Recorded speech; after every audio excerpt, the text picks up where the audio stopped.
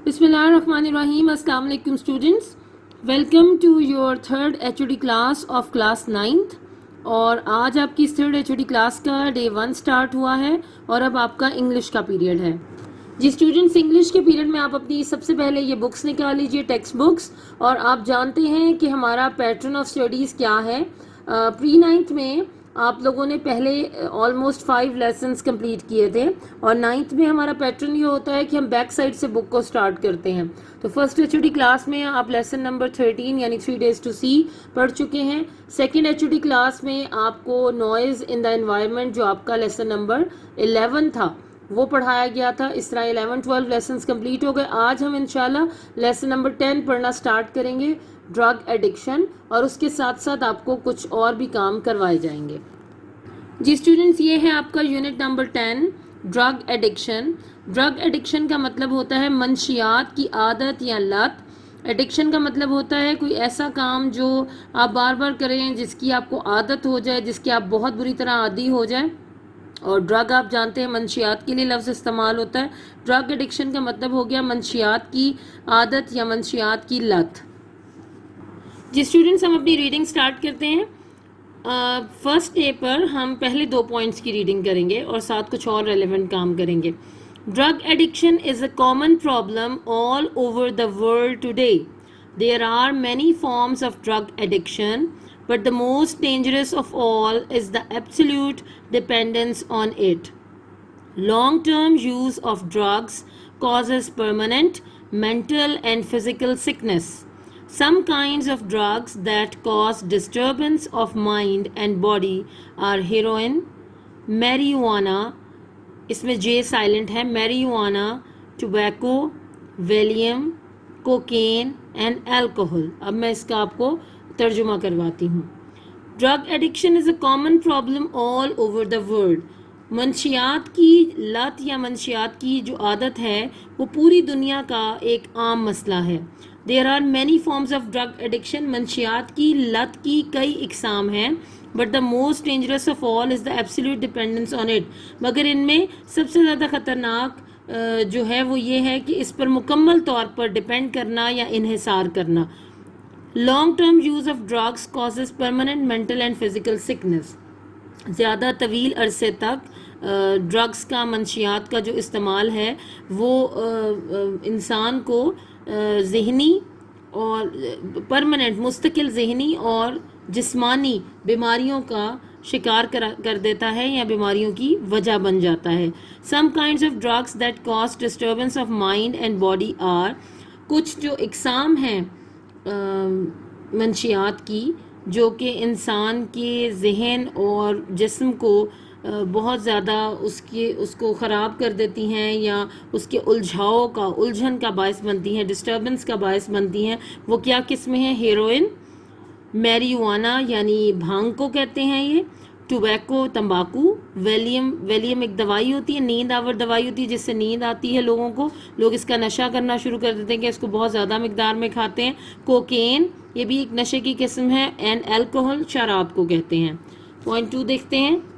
Drug addiction is caused by the environmental factors.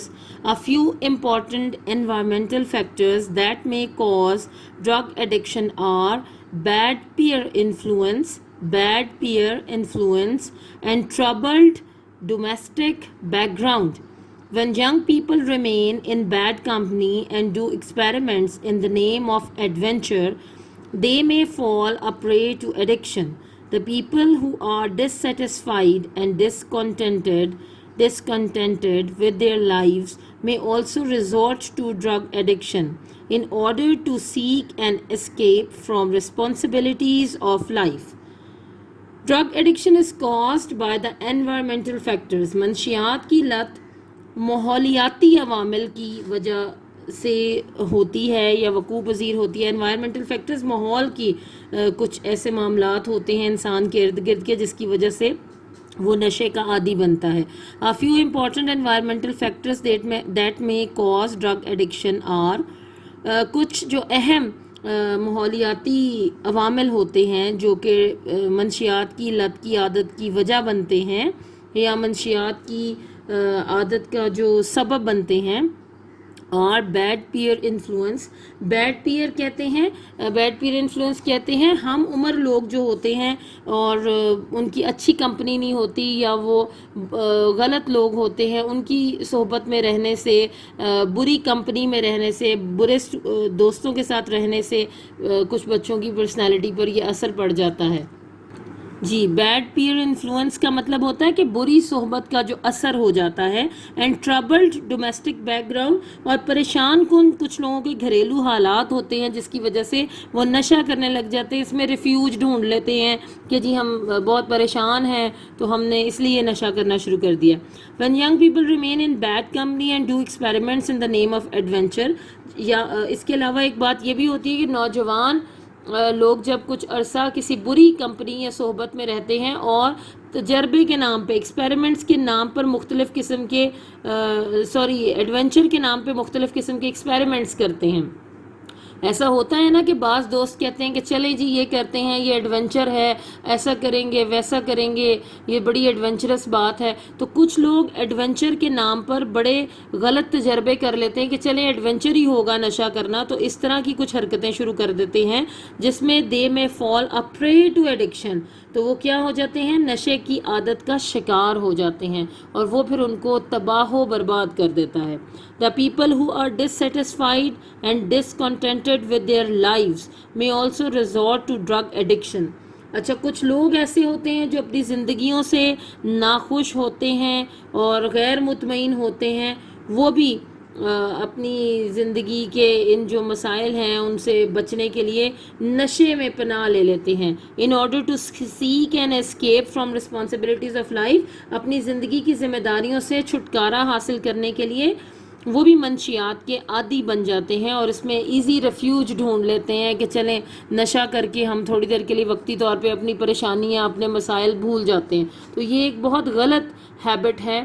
بری company بھی بچوں کو برباد کر دیتی ہے اور وہ بری صحبت میں رہتے ہوئے بری فرینڈشپ کا شکار ہو کر اس نشے کے عادی ہو جاتے ہیں اور اپنی زندگیاں برباد کر لیتے ہیں. اور کچھ لوگ اپنی زندگی کے معاملات سے اتنے تنگ ہوتے ہیں کہ وہ اتنی ہمت نہیں رکھتے اپنے اندر کہ اپنے حالات درست کرنے کے لیے کھڑے ہوں، الٹا وہ نشہ کر کے اپنے آپ کو اس چیز سے وقتی طور پہ سمجھتے ہیں کہ جیسے ہماری جان چھوٹ گئی اور ہم نے کہیں اور ریفیوج حاصل کر لیا. تو اسٹوڈنٹس یہ دونوں پوائنٹس آج کے دن میں ہی آپ نے بس یہ ریڈ کرنے سیکھنے ہیں. بار بار سنیے اس ریڈنگ کو، مشکل ورڈز کو آپ انڈر لائن کریں اور ان کے اسپیلنگس بھی یاد کریں، اور آپ اس کو بار بار سنیں گے تو آپ کو اچھی طرح سے اس کی ریڈنگ کرنی آ جائے گی. اب اس سے ریلیونٹ میں آپ کو کچھ کوسچن آنسرز اور کچھ دیگر کام کرواتی ہوں.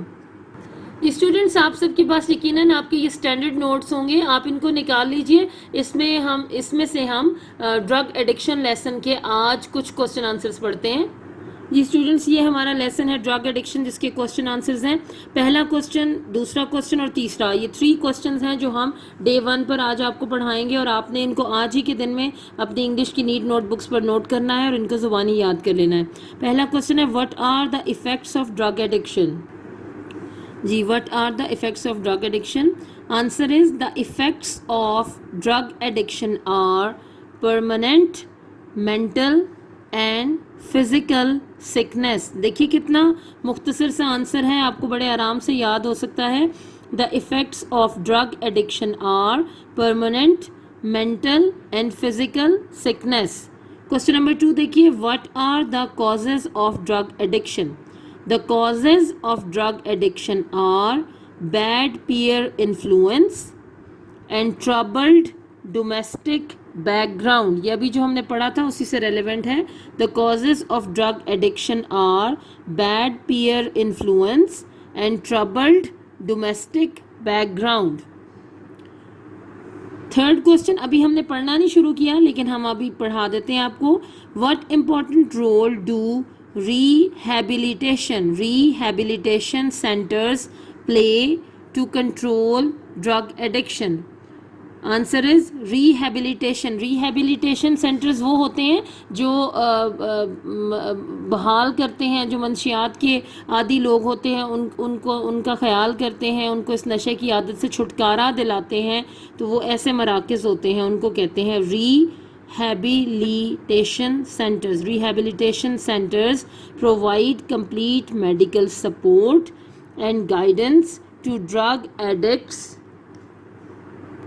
to get rid of the addiction. दोबारा देख लीजिए. Rehabilitation centers provide complete medical support and guidance to drug addicts to get rid of the addiction. तो स्टूडेंट्स ये 3 क्वेश्चंस हैं जो आज के दिन में आपने अपनी इंग्लिश की नीट नोटबुक्स पर ना सिर्फ नोट करने हैं बल्कि आपने इनको आज ही के दिन में ज़ुबानी याद भी कर लेना है. ये स्टूडेंट्स लास्ट एचओडी क्लासेस में आपको लेटर नंबर 6 और 7 में करवा चुकी हूँ. आज हम इस एचओडी क्लास में आपको जो आज डे 1 है इस पर एक नेक्स्ट लेटर पढ़ाएंगे. आपके नोट्स में से मैं आपको पढ़ा रही हूँ. लेटर नंबर 8 है. Right a letter to your friend requesting हर या हिम टू स्पेंड हिम या हर स्प्रिंग हॉलीडेज विद यू. वही पैटर्न होगा जो हर लेटर का होता है. अब आपको पता भी है कैसे लिखते हैं. एक दफ़ा फिर देख लीजिए. आप जो लिखा हुआ है यहाँ पर एज इट इज़ लिखिएगा.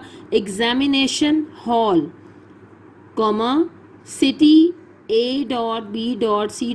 कॉमा और डेट आप अब वाली डाल दीजिए जून के महीने की जो भी डेट हो जून लिखकर आगे डेट कॉमा और 2020 full stop. My dear friend बिल्कुल ऐसे ही लिखिएगा. पिछली एचओडी क्लासेस में आपको डिटेल बता चुकी हूँ कौन सा लेटर कैपिटल होगा और आपने कैसे लिखना है. और ये वही पैसेज है पैराग्राफ है जो आपको सबको आई थिंक अब तक याद भी हो चुका होगा. I am fine hair. I hope you will be fine to. Your letter came to hand a few days ago. I could not reply soon because I was not feeling well. I had a slight cold. I took rest and medicine. Now I am quite fit and fine. अब यहाँ से आपका letter बाकायदा शुरू हुआ. You know that our spring holidays are approaching. I would like you to spend these holidays with me. We shall visit our common friends and do some shopping. We shall have very good time together. Salam to all at home, full stop, your friend, comma, x.y.z. तो students ये letter आपने आज ही के दिन में अपनी NEET notebooks पर लिखना है और इसको ज़ुबानी याद कर लेना है. जी स्टूडेंट्स आप सबके पास ये बुक भी होगी an easy approach to English grammar और इसमें से ही आपको लास्ट एचओडी क्लास में कंटिन्यूअस टेंस पढ़ाया गया था. अभी मैं आपको आज परफेक्ट टेंस नया टेंस पढ़ाऊंगी और फिर हम उसी से रेलेवेंट आपको ट्रांसलेशन एक्सरसाइज भी शुरू करवाएंगे. जी स्टूडेंट्स मैंने पेज नंबर मेरे पास जो बुक है उसके पेज नंबर 16 को खोला है. आप भी देख लीजिए आपके पास नई बुक्स हैं या ओल्ड बुक्स हैं. उनमें ये शुरू हो रहा है डिफाइन परफेक्ट टेंसेस. आपको पता है कि किसी भी वर्ब टेंस में आप 5 चीज़ें पढ़ते हैं. सेम पैटर्न होता है. सबसे पहले डेफिनेशन होती है, फिर उसकी उर्दू रिकग्निशन होती है. 3rd नंबर पे उसमें कौन सी फॉर्म ऑफ वर्ब इस्तेमाल हो रही है वो हम पढ़ते हैं. और 4थे नंबर पर हम हेल्पिंग वर्ब्स के बारे में पढ़ते हैं. और 5वां पॉइंट ये होता है कि हम कैसे उसके जुमलों को नेगेटिव या इंटररोगेटिव बना सकते हैं. तो हर टेंस का यही असूल होता है. आपको कंटिन्यूस टेंस इसी पैटर्न पर पढ़ाए थे. अब आज देखते हैं परफेक्ट टेंस कैसे होगा. इसीलिए मैं इसको आज ही के दिन में कंप्लीट करवाऊंगी क्योंकि पैटर्न सेम है, आपको मुश्किल नहीं होगा. Define perfect tenses. Perfect tenses express actions completed in present, past और future. Continuous नाम से जाहिर है कि अभी जारी है, मुसलसल कुछ ना कुछ हो रहा है. मैं जो बात कर रही हूँ ये भी कंटिन्यूस है. हो रहा है, मैं काम कर रही हूँ, ये सब कंटिन्यूस है. परफेक्ट अपने नाम से जाहिर होता है कि मुकम्मल हो गया है काम. और परफेक्ट टेंस में जितने भी एक्शंस होते हैं वो कंप्लीट हो जाते हैं प्रेजेंट, पास्ट और फ्यूचर में. Urdu recognition. What is the recognition of Urdu sentences of perfect tenses? Urdu sentences of perfect tense end at चुका है, चुकी है, चुके हैं, चुका था, पास्ट में चुकी थी, चुके थे और फ्यूचर में चुका होगा, चुकी होगी, चुके होंगे वगैरह वगैरह. या लिया था, दिया था भी और लिया होगा, दिया होगा, कर लिया था. इस तरह के जो जुमले होते हैं ये परफेक्ट टेंस को शो करते हैं. काम से मैं खाना खा चुका हूँ, मैं किताब पढ़ चुका हूँ. इस तरह के जुमले हैं वो आपके काम की कंप्लीशन का आपको एहसास दिलाते हैं. Which form of verb is used in perfect tenses? ہماری جو کنٹینیوس ٹینس میں فارم آف ورب تھی وہ present participle form of verb تھی، یعنی first form plus I N G. اب اس میں کیا استعمال ہوتا ہے؟ پاسٹ پارٹیسپل فارم، یعنی third form of verb is used in perfect tenses. آپ نے میرے ساتھ پیچھے سے میں نے آپ کو سب سے پہلے پڑھایا تھا کہ ورب ٹینسز کیا ہوتے ہیں، پھر فارمز آف وربس کیا ہوتی ہیں، تو ان میں یہ سب ڈیٹیلز لکھی ہوئی ہیں کہ پاسٹ پارٹیسپل فارم کیا ہے، تھرڈ فارم کیا ہوتا ہے. تو جیسے فرسٹ فارم ایٹ ہے تو آپ کی سیکنڈ فارم ایٹ ہے، تو تھرڈ فارم آپ کی ایٹن ہے. اس طرح سے اس میں تھرڈ فارم استعمال ہوتی ہے، eaten, written, played, gone. Which helping verbs are used in perfect tense? Perfect present perfect میں استعمال ہوتا ہے ہیز ہیو، پاسٹ پرفیکٹ میں ہیڈ، فیوچر پرفیکٹ میں شیل ہیو اور ول ہیو. اور نیگیٹو اور انٹروگیٹو بنانے کا طریقہ سیم ہے جیسا کہ آپ کے باقی ٹینسز میں بھی. ابھی تک آپ نے صرف کنٹینیوس ٹینس پڑھا ہے تو اس میں بھی ہوتا ہے. How negative and interrogative sentences are made in perfect tenses? Wherever a helping verb is used, not is placed just after the helping verb to make the sentence negative, and the helping verb is placed in the beginning of the sentence to make it interrogative. جیسے he has not gone to school. has کے فوراً بعد not لگایا، یعنی آپ کے یہ جو ہیلپنگ وربز ہیں ان کے فوراً بعد not لگے گا تو جملہ نیگیٹو ہو جائے گا. اور ہیلپنگ ورب کو اگر ہم جملے کے شروع میں لے آئیں گے تو وہ انٹروگیٹو بن جائے گا. has he gone to school؟ تو یہاں پر ایک کوسچن مارک بھی آنا چاہیے کیونکہ یہ سوالیہ ہے. he had not gone to school، had کے بعد not آ گیا، اور اگر آپ نے انٹروگیٹو بنانا تو had he gone to school. اسی طرح will میں he will not have، آپ نے فیوچر کنٹینیوس میں دیکھا تھا will be اور shall be استعمال ہوتا ہے. will کے فوراً بعد وہاں پر بھی ہم not لگاتے تھے، یہاں پر بھی will have اور shall have استعمال ضرور ہوگا لیکن ہم will کے بعد لگائیں گے. will not have gone to school. اور جب ہم نے انٹروگیٹو بنانا ہوگا تو will کو جملے کے شروع میں لے آئے یا shall کو. will he have gone to school یا shall we have gone to school، کچھ اس طرح کا جملہ ہوگا کیونکہ shall آپ جانتے ہیں کہ صرف I اور we کے ساتھ استعمال ہوتا ہے. تو اسٹوڈنٹس یہ آپ کا وہی پیٹرن ہے سیم کنٹینیوس ٹینسز والا، بس آپ نے اگر ٹیبل بنائیں تو کنٹینیوس ٹینسز میں جو چیزیں آپ پٹ کرتے تھے اس کی بجائے اس میں آپ پرفیکٹ ٹینسز کو ڈالیں گے تو آپ کا یہ کمپلیٹ ہو جائے گا.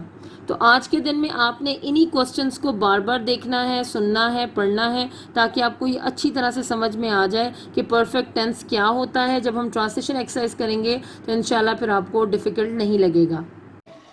السلام علیکم اسٹوڈینٹس، 9th کلاس آپ کی 3rd HOD کا آج ڈے 6 ہے اور ہم اردو پڑھیں گے. اس ڈے میں آپ کے سامنے آپ کی اردو کی کتاب ہے، تو آئیے دیکھتے ہیں کہ ہم نے آج کون سا چیپٹر پڑھنا ہے.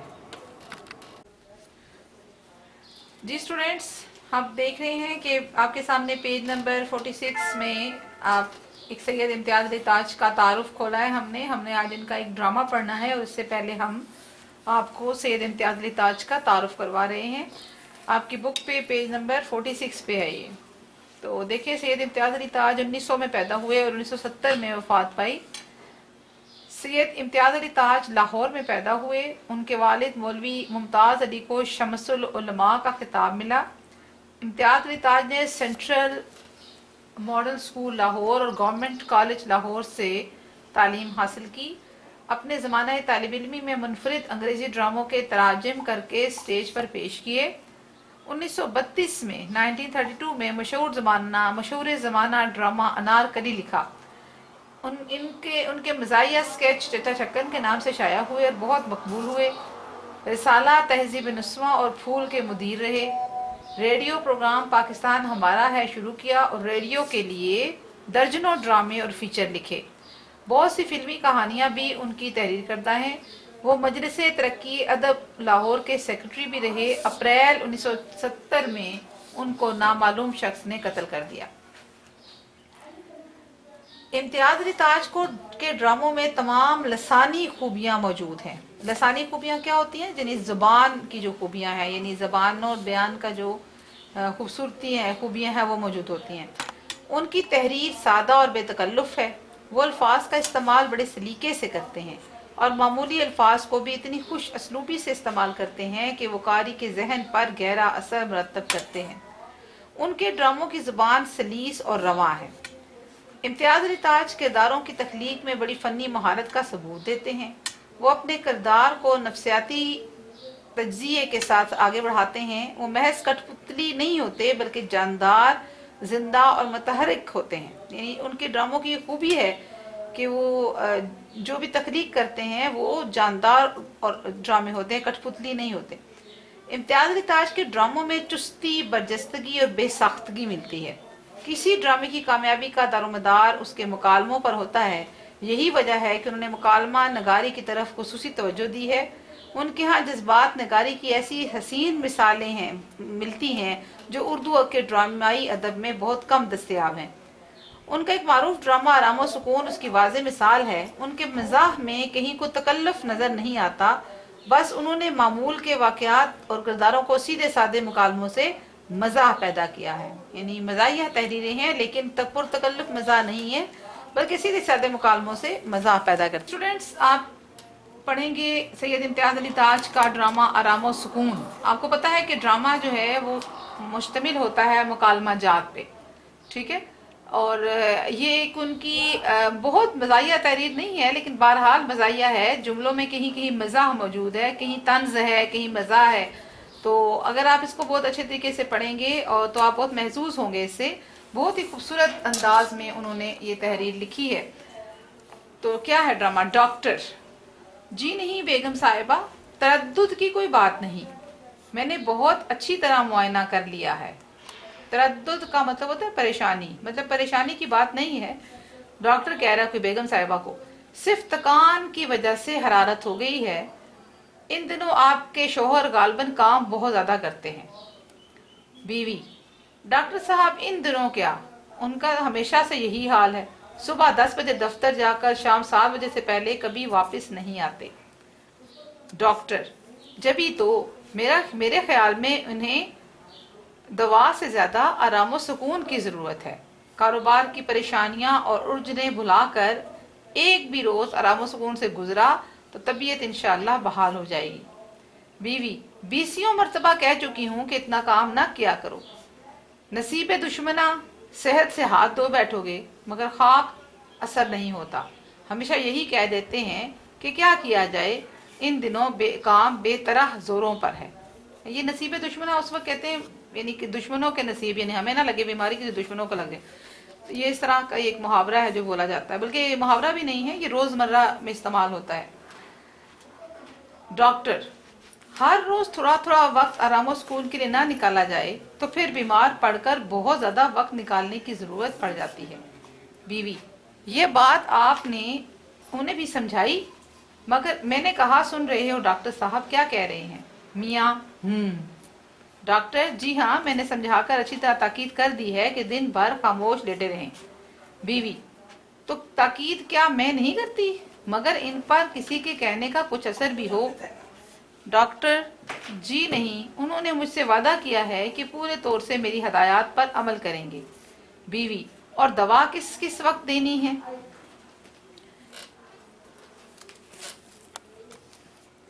डॉक्टर, जी नहीं, दवा की मुतलक ज़रूरत नहीं, बस आप सिर्फ इनके आराम व सुकून का ख्याल रखिए। ग़ज़ा जो कुछ देनी है मैं लिख चुका हूँ। बीवी, बड़ी मेहरबानी आपकी। डॉक्टर, तो फिर इजाज़त। बीवी, फीस मैं आपको भिजवा दूंगी। डॉक्टर, इसकी कोई बात नहीं, आ जाएगी। बीवी ऊंची आवाज़ से पुकार कर, अरे लल्लू, मैंने कहा डॉक्टर साहब का बैग कार में पहुंचा दीजिए। डॉक्टर, एक बात अर्ज कर दूं बेगम साहब, मरीज के कमरे में शोरगुल नहीं होना चाहिए, आसाब पर इसका बहुत मुज़िर असर पड़ता है। खामोशी आसाब को एक तरह की तकवीयत बख्शती है। यानी वो आप देख रहे हैं कि इसमें कोई ख़ास मुश्किल अल्फाज नहीं है। मुज़िर का मतलब होता है नुकसानदेह, ठीक है। तकवीयत बख्शने को कहते हैं ताकत पहुंचाना। बाकी जो मैंने जितना पढ़ा उसमें अगर कोई मुश्किल लफ्ज़ होता तो मैं आपको उसके मीनिंग बता देती। बहुत ही आसान और सादे अल्फाज में मुकालमे लिखे हुए हैं। बीवी, मुझे क्या मालूम नहीं डॉक्टर साहब, आप इत्मीनान रखें, इनके कमरे में परिंदा पर ना मारेगा। मुलाजिम आता है, लल्लू हजूर। डॉक्टर, उठा लो ये बैग। तो अदाब। बीवी, अदाब। डॉक्टर और मुलाजिम जाते हैं। करीब आकर, मैंने कहा सो गए क्या?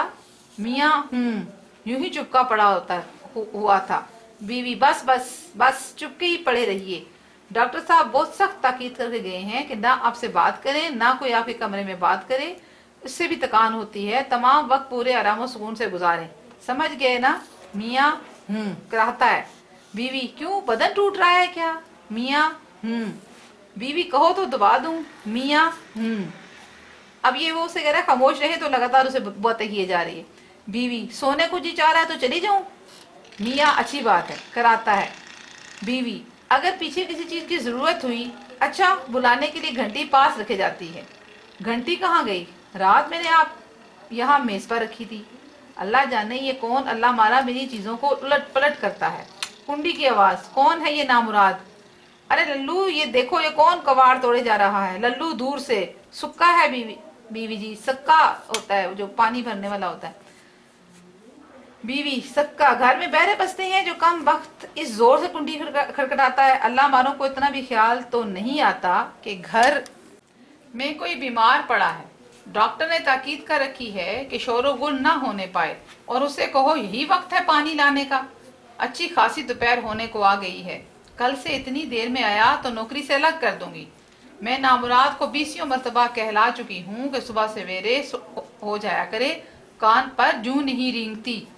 ये कान पर जूं नहीं रेंगती ये भी एक मुहावरा है, यानी आप इसका मतलब है कि बात नहीं सुनते आप किसी की। मियाँ अरे भाई अब बख्शो इसे। बीवी बख्शो कैसे? जरा जरा तरह दूं तो ये लोग सर पर सवार हो जाते हैं। तरह देना का मतलब होता है कि अब थोड़ी सी ढील दें। मियाँ कराहता है। बीवी क्यों, ज्यादा दर्द महसूस हो रहा है? मियाँ बीवी लल्लू से कहूँ आकर दबा दे। मियाँ बीवी ये देखो यहाँ अंगीठी पर रखी है। अब आप बताइए, आपसे आप आ गई यहाँ, पाँव थे उसके। ये सब हरकतें इस लल्लू की हैं। कमबख्त ने कसम खा रखी है कोई भी चीज ठिकाने पर ना रहने देगा। अल्लाह जाने ये नामुराद मेरी चीजों को हाथ लगाता क्यों है। लल्लू अरे लल्लू। मियाँ अरे भाई क्यों नाहक गुल मचा रही हो? घंटी रात में मैंने खुद मेज पर से उठाकर अंगीठी पर रख दी थी। कराहता है।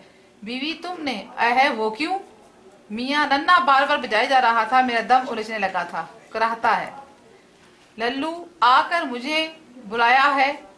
बीवी जी बीवी कमबख्त इतनी देर से आवाजें दे रही हूँ, कहाँ मर गया था? लल्लू गोदाम से रेठे ढूंढ रहा था। बीवी सुबह सवेरे कहा था कमबख्त तुझे अब तक रेठे मिल नहीं चुके। लल्लू जी मोहलत भी मिले, इधर गोदाम में जाता हूँ उधर कोई बुला लेता है। बीवी हाँ जी बड़ा काम रहता है ना, बेचारे को सर खुजाने की फुर्सत नहीं मिलती। भाग यहाँ से, निकल जाकर रेठे ढूंढ। लल्लू जाता है तो ये घंटी यहाँ तुम्हारे सहाने रख जाती हूँ। मियाँ कराह कर कवाड़ बंद करती जाना।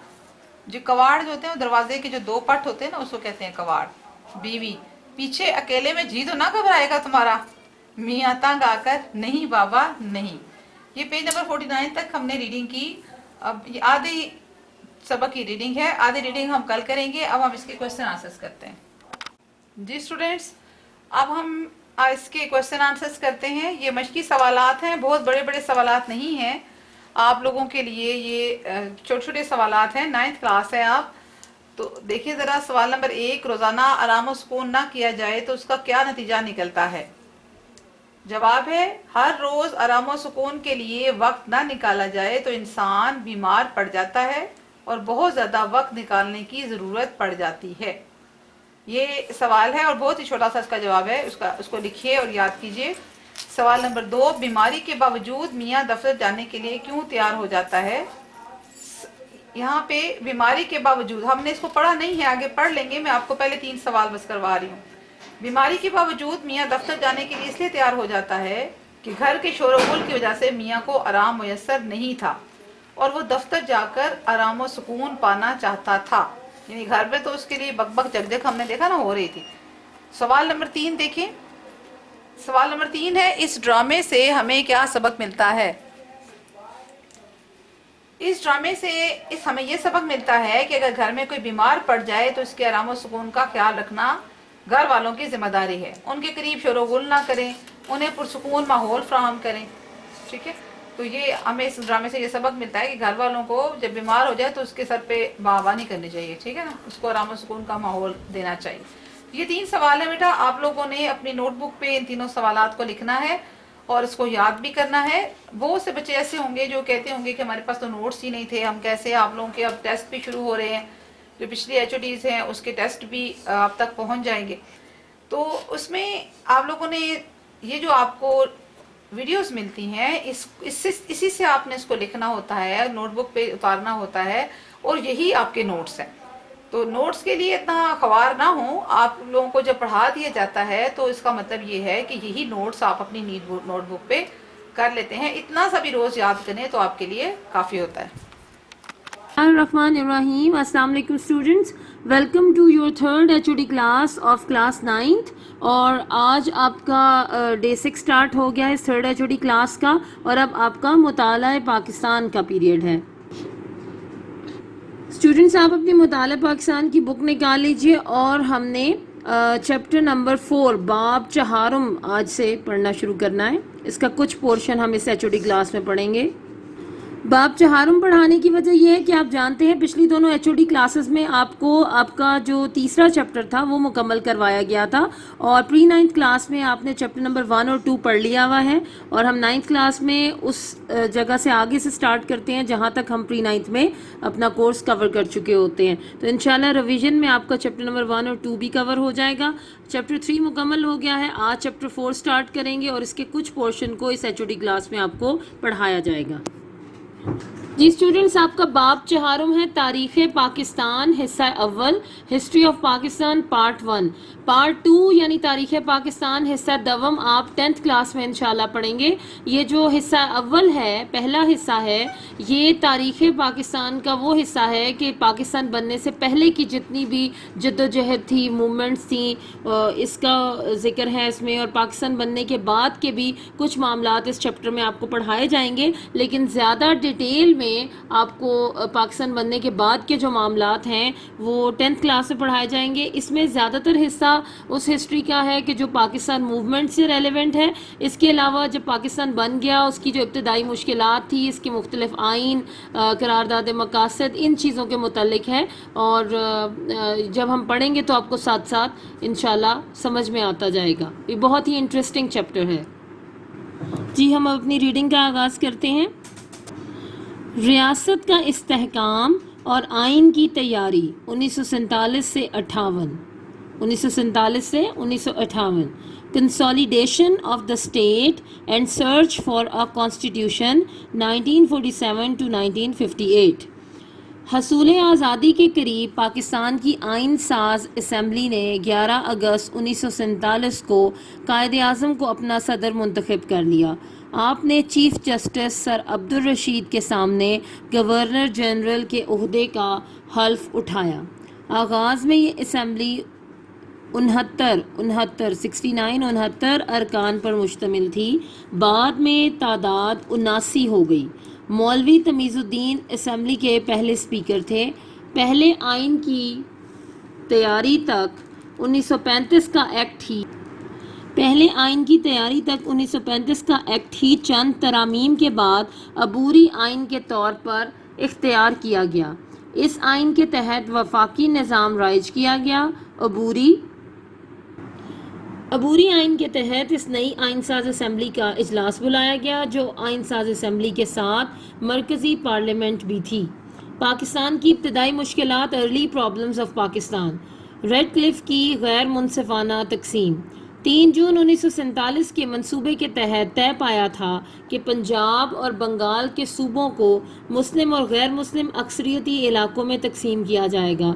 مسلم اکثریتی علاقے پاکستان اور باقی علاقے بھارت کا حصہ بنیں گے.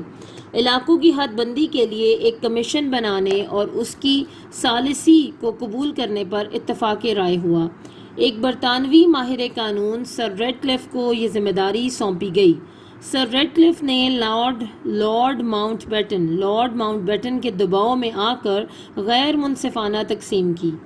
مسلم اکثریت کے بعض تسلیم شدہ علاقوں کو ایک سازش کے تحت بھارت میں شامل کر دیا گیا. آبادی کے مطابق طے پانے والے نقشے اور اس پر کھینچی گئی لکیر کو بدل دیا گیا. ریڈ کلف نے ناانصافی کرتے ہوئے پاکستان کو بعض اہم علاقوں سے محروم کر دیا. ضلع گرداسپور کی 3 تحصیلیں گرداسپور، پٹھان کوٹ اور بٹالہ کے علاوہ ضلع فیروز پور کی تحصیل زیرا اور بعض دوسرے مسلم اکثریت والے علاقے بھارت کے حوالے کر دیے گئے۔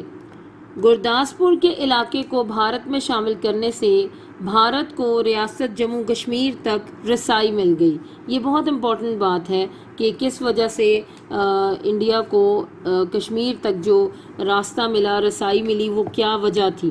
سر ریڈ کلف کے ایوارڈ نے نہ صرف مسلمانوں کو ان کے علاقوں اور حقوق سے محروم کر دیا بلکہ دونوں اقوام کے درمیان مسئلہ کشمیر کی صورت میں مخالفت کا ایسا بیج بویا جو آج بھی موجود ہے۔ مہاجرین کی آباد کاری۔ قیام پاکستان کے بعد بھارت میں رہنے والے مسلمانوں نے اپنے نئے وطن میں آنے کا فیصلہ کیا۔ لاکھوں خاندان اپنا سب کچھ چھوڑ کر پاکستان کی طرف روانہ ہوئے۔ یہ بے گھر، لٹے پٹے، پریشان حال مسلمان پاکستان آئے تو انہیں عارضی کیمپوں میں رکھا گیا۔ ان کی خوراک، رہائش، ادویات اور دیگر ضروریات کی فراہمی کے لیے حکومت پاکستان نے تیزی سے منصوبہ بندی کی۔ مقامی عوام نے اپنے مسلمان بھائیوں کو خوش آمدید کہا۔ حکومت اور عوام کی مشترکہ کوششوں سے مہاجرین کی ضروریات پوری کی گئیں۔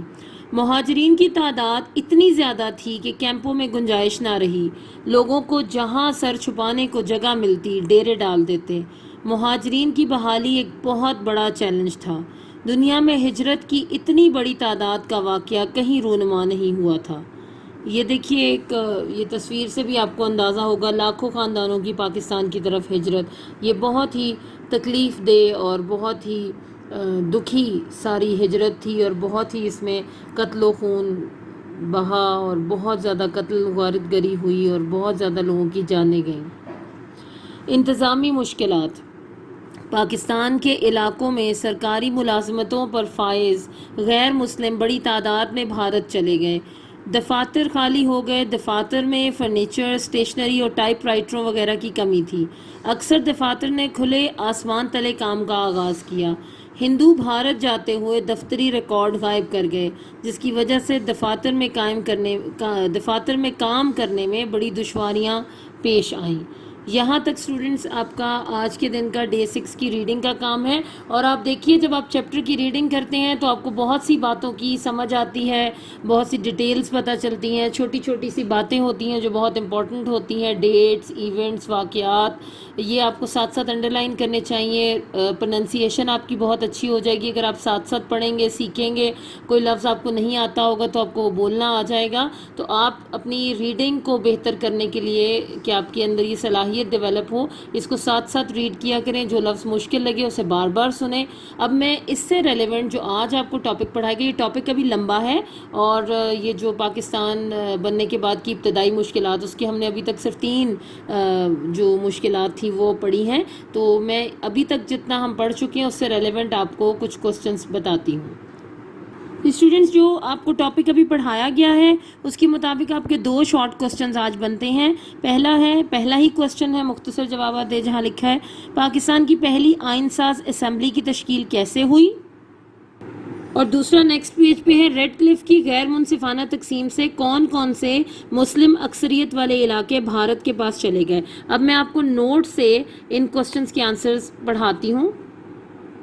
جی اسٹوڈنٹس، میں آپ کو بتاتی چلوں کہ یہ جو پہلا کوسچن ہے، پاکستان کی پہلی آئین ساز اسمبلی کی تشکیل کیسے ہوئی، اس کوسچن کا آنسر جو نوٹس میں لکھا ہے وہ ٹھیک نہیں ہے، اور نہ ہی بک میں اس کے متعلق کوئی انفارمیشن ہے کہ تشکیل کیسے ہوئی۔ اصل میں سوال یہ ہے کہ پاکستان کی پہلی آئین ساز اسمبلی کیسے بنی۔ تو جو بھی آنسر ہے وہ یہ ہے کہ جی اس کے ممبر اتنے تھے، اس کے صدر یہ تھے، اور ایسے ہو گیا اور ویسے ہو گیا، لیکن یہ بات نہیں بتائی گئی کہ وہ اس کی تشکیل کیسے ہوئی، وہ بنی کیسے۔ تو اس سوال کا جواب ہم نے خود آپ کو لکھوانے کے لیے اس کو ٹائپ کیا ہے، اور یہاں سے دیکھ کر آپ اس کوسچن کے آنسر کو نوٹ کیجئے گا۔ نوٹس والا جو اس کا آنسر ہے اس کو آپ کراس کر دیجئے، کیونکہ وہ ٹھیک نہیں ہے۔ ابھی میں آپ کو نوٹس میں سے وہ باقاعدہ کراس بھی کروا دوں گی، پہلے آپ اس آنسر کو نوٹ کر لیجئے۔ آپ چاہیں تو اس کو اپنی ویڈیو کو یہاں پر سٹاپ کر کے اس کوسچن کو آرام سے ساتھ ساتھ نوٹ بھی کر سکتے ہیں، اور چاہیں تو ساتھ ساتھ میں پڑھتی ہوں، آپ لکھ بھی سکتے ہیں۔ تو دیکھیے آنسر کیا ہے۔ 1946 کے عام انتخابات کے نتیجے میں جو ممبران مسلم سیٹوں پر اور آل انڈیا مسلم لیگ کی ٹکٹ پر منتخب ہوئے تھے تقسیم کے بعد پہلی آئین ساز اسمبلی کے ممبر بنے۔ 1946 کے عام انتخابات کے نتیجے میں جو ممبران مسلم سیٹوں پر اور آل انڈیا مسلم لیگ کی ٹکٹ پر منتخب ہوئے تھے تقسیم کے بعد پہلی آئین ساز اسمبلی کے ممبر بنے۔ پاکستان کی آئین ساز اسمبلی نے 11 اگست 1947 کو قائد اعظم کو اپنا صدر منتخب کر لیا۔ آپ نے چیف جسٹس عبدالرشید کے سامنے گورنر جنرل کے عہدے کا حلف اٹھایا۔ آغاز میں یہ اسمبلی 69 یعنی 69 ارکان پر مشتمل تھی، بعد میں تعداد 79 یعنی 79 ہو گئی۔ مولوی تمیز الدین اسمبلی کے پہلے اسپیکر تھے۔ پہلے آئین کی تیاری تک 1935 کا ایکٹ ہی چند ترامیم کے بعد عبوری آئین کے طور پر اختیار کیا گیا۔ تو باقی باتیں آپ دیکھیں کہ وہی ہیں، بک سے لی گئی ہیں، لیکن یہ جو امپورٹنٹ بات تھی کہ جو 1946 کے عام انتخابات ہوئے تھے اس کے نتیجے میں جو ممبران مسلم سیٹوں پر اور آل انڈیا مسلم لیگ کی ٹکٹ پر منتخب ہوئے تھے تقسیم کے بعد یعنی جب پاکستان بن گیا تھا اس کے بعد جو پہلی آئین ساز اسمبلی تھی اس کے ممبر وہ لوگ بنے تھے۔ اس طرح سے یہ جو اسمبلی تھی پہلی آئین ساز اسمبلی، اس کی تشکیل ہوئی، یہ وجود میں آئی۔ تو آپ اس جواب کو شارٹ کوسچن کے اس آنسر کو نوٹ کیجیے اور اسی کو آپ نے اپنی مطالعہ پاکستان کی نیٹ نوٹ بکس پر نوٹ کرنا ہے اور اسی کو آپ نے زبانی یاد کرنا ہے۔ آپ سب کے پاس اپنے یہ نوٹس ہوں گے، اب یہ نکال لیجئے۔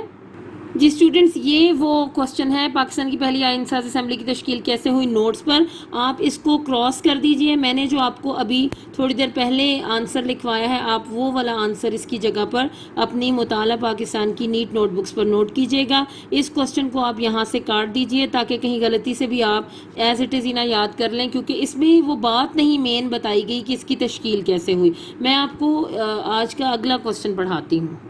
جی اگلا شارٹ کوسچن تھا، ریڈ کلف کی غیر منصفانہ تقسیم سے کون کون سے مسلم اکثریت والے علاقے بھارت کے پاس چلے گئے؟ ریڈ کلف نے بددیانتی کرتے ہوئے پاکستان کو بعض اہم علاقوں سے محروم کر دیا۔ آپ یہ دیکھیے کہ یہاں نقطہ غلط جگہ پہ تھا، آپ اس کو ٹھیک کر لیجئے۔ بعض اہم علاقوں سے محروم کر دیا جن پر پاکستان کا حق بنتا تھا، جن میں ضلع گرداسپور کی 3 تحصیلیں، گرداسپور، پٹھان کوٹ اور بٹالہ، اس کے علاوہ فیروز پور کی تحصیل زیرہ اور بعض دوسرے مسلم اکثریت والے علاقے ہندوستان کے حوالے کر دیے۔ ابھی ہم نے یہی پڑھا تھا ٹاپک، تو اس سے ریلیونٹ آج آپ کو 2 شارٹ کوسچنز میں نے پڑھائے ہیں، ان کے آنسرز بھی آپ آج ہی کے دن میں ریڈنگ بھی پڑھیے گا اور ان دونوں شارٹ کوسچنز کے آنسرز کو اپنی نیٹ نوٹ بکس پر نوٹ کیجئے اور ان کو زبانی یاد کر لیجئے۔ السلام علیکم dear students of class 9th arts and welcome to 3rd HOD class of general science. میں امید کرتا ہوں کہ جو پہلی اور دوسری HOD کلاسز میں سلیبس آپ کو پڑھایا گیا تھا وہ آپ نے بڑے اچھے طریقے سے پڑھ بھی لیا ہوگا، یاد بھی کیا ہوگا اور اپنی نوٹ بکس کے اوپر لکھا بھی ہوگا۔ تو آئیے ابھی ہم چلتے ہیں اپنی 3rd HOD کلاس کے شیڈول کی طرف، جو کچھ اس طرح سے ہے، یہ آپ کے سامنے لکھا ہوا ہے۔ ہماری جو 3rd HOD کلاس کی ڈیٹ ہے وہ ہے 15 جون سے 27 جون تک۔ تو اس کو آپ نے 2 حصوں میں تقسیم کر لینا ہے، جیسے وائٹ بورڈ پہ آپ کے سامنے لکھا ہوا ہے کہ پہلے 5 ورکنگ ڈیز میں آپ نے ان سبجیکٹس کو پڑھنا ہے، پھر اگلے 5 ورکنگ ڈیز میں آپ نے ان سبجیکٹس کو پڑھنا ہے۔ تو یہاں ہمارے پاس جو جنرل سائنس کے ورکنگ ڈیز ہیں وہ 6 سے سٹارٹ ہوتے ہیں، 6 سے لے کر 10 تک آپ کے ورکنگ ڈیز ہیں، اور جو ہماری ڈیٹ ہے وہ 22 جون سے 27 جون ہے۔ تو ابھی ہم چلتے ہیں اپنے جنرل سائنس کے سلیبس کی طرف۔ اسٹوڈینٹس، ڈے 6 میں ہم نے جنرل سائنس کا چیپٹر نمبر 1 پڑھنا ہے اور اس کے مختصر سوالات کے جوابات کو پڑھنا ہے، کیونکہ یہ آپ پری 9th میں بھی پڑھ کے آئے ہیں۔ تو ابھی ایک طریقے سے آپ کا چیپٹر 1 جو ہے وہ میں آپ کو ریوائز کرا دوں گا۔ فرینڈس، اپنے نوٹس کھول لیجئے اور مختصر سوالات کے جوابات پہ آ جائیے۔ اس میں آپ کو جو پہلا سوال لکھا ہوا ہے وہ لکھا ہوا ہے کہ سائنسی ترقی کو کتنے ادوار میں تقسیم جو ہے وہ کیا گیا ہے؟ تو سائنسی ترقی کے ادوار کو 4 ادوار میں تقسیم کیا گیا ہے۔ اس میں ایک عہد یونانی ہے، ایک عہد اسلامی ہے، ایک عہد جدید ہے اور آج کا عہد۔ تو یہ 4 جو ہے وہ ادوار ہیں سائنسی ترقی کے۔ تو ان 4 ادوار کو ہم آگے डिटेल के साथ पढ़ेंगे नेक्स्ट पेज पर। इसमें देखें जी ऐद यूनानी लिखा हुआ है इसमें कि ऐद यूनानी तारीख का कदीम तरीन ऐद है, यानी कि ये सबसे पहला ऐद है, पुराना ऐद है, इसलिए इसको कदीम तरीन कहते हैं, जो 3री सदी कबल मसीह से 6ठी सदी कबल मसीह तक फैला हुआ है। इस ऐद में साइंसदानों में अरस्तू और फिसागोरस जो है वो ज़्यादा शहरत के हामिल हैं। ऐद इस्लामी 7वीं से 13वीं सदी ईस्वी तक फैला हुआ है। इस ऐद में मुसलमान मुफक्किरीन और साइंसदानों ने इल्म कीमिया यानी केमिस्ट्री, फिज़िक्स, तिब, मेडिसन, रियाजी और फल्कियात में काबिल कदर काम किया। इन्होंने यूनानी अलूम से भी भरपूर इस्तिफ़ादा किया। जाबर बिन हयान, मोहम्मद बिन ज़करिया हराजी, इब्न अल-हसन अल-बहरानी और वूल सीना इस ऐद के मरूफ मुसलमान साइंसदान हैं, यानी कि ऐद इस्लामी में हमारे मुस्लिम साइंसदान शामिल हैं जिन्होंने साइंस के लिए बड़ी अहम सरसी यानी कि खिदमात सर अंजाम दी। आगे है जी ऐद जदीद। ऐद जदीद 17वीं से 19वीं सदी पर मुईद है यानी मुश्तमिल है। इस ऐद की इजादात यानी दूरबीन यानी कि माइक्रोस्कोप और दीगर आलात ने साइंसी तहकीक को और भी ज़्यादा आसान और काबिल एतबार बना दिया। इस दौर के चंद मशहूर साइंसदानों में आइजैक न्यूटन, माइकल फिराडे, मार्कोनी और एडिसन शामिल हैं। ये इन साइंसदानों के नाम हैं ऐद जदीद के। आज का ऐद 20वीं सदी में बहुत तरक्की हुई। इलेक्ट्रॉनिक मौसूलात, लेज़र, कंप्यूटर और इंसानी हज़ा की मुंतकिली नुमायाँ हैं। अहम साइंसदान मैक्स प्लानिक, आइंस्टाइन, मादाम क्यूरी, योगावा और डॉक्टर अब्दुल सलाम अहम साइंसदान हैं। तो ये आज का ऐद है। तो ये चारों जो साइंसी तरक्की के ऐद हैं, ऐद यूनानी, ऐद इस्लामी, ऐद जदीद, आज का ऐद, एक तो आपने इनके नाम याद करने हैं और इन ऐस के अंदर जो मुस्लिम साइंसदान हैं या जो दूसरे साइंसदान हैं इनके नाम भी बड़े जो है वो हैं थोड़े मुश्किल, लेकिन आपने इनको याद करना है। इन साइंसदानों को इन ऐद के अंदर बताना ज़रूरी होता है, नहीं तो नंबर आपको नहीं मिलेंगे जब आप पेपर में इसका जवाब लिखेंगे। अगला सवाल है जी इब्ने बितार के साइंसी कारनामे बयान करें।